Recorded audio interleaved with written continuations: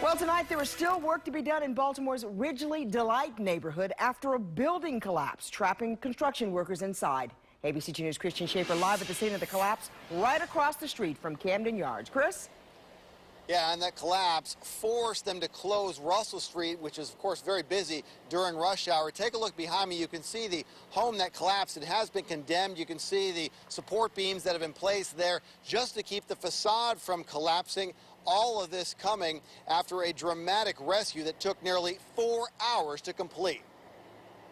Norman Finance's bed and breakfast backs up to an alley behind the home that collapsed. He had just planted some flowers near the parking lot when all of a sudden... Crash, boom, bang, a lot of noise, black smoke came up. The entire backside of the row house had collapsed. 4 men staggered out and said 2 more were still inside. Finance called 911, then ran around to the front of the home. I went up to the house, broke the wood off the door.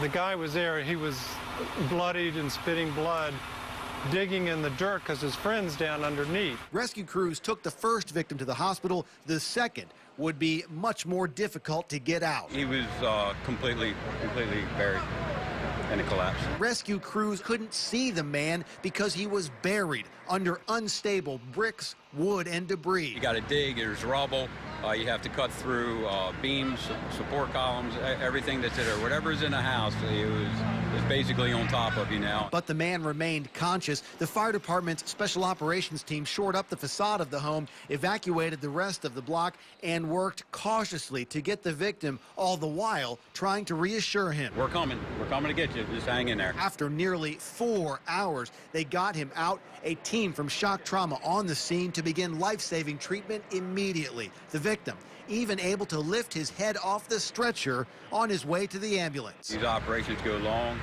It's a team effort. I mean, everybody works together. They did a fantastic job from start to finish. Now you can see the damage here on South Packard Street, the building that collapsed. Another priority for the crews here was to stabilize the homes on either side of it. Those had to be evacuated to make sure that they are safe, and they are trying to make sure that the damage does not extend to those other 2 houses. There is no word yet tonight on what caused that house to collapse. However, neighbors say there have been construction crews in and out of that home for the past several weeks. That will be part of the investigation. For now, we're live in downtown Baltimore. Christian Schaefer, ABC 2 News.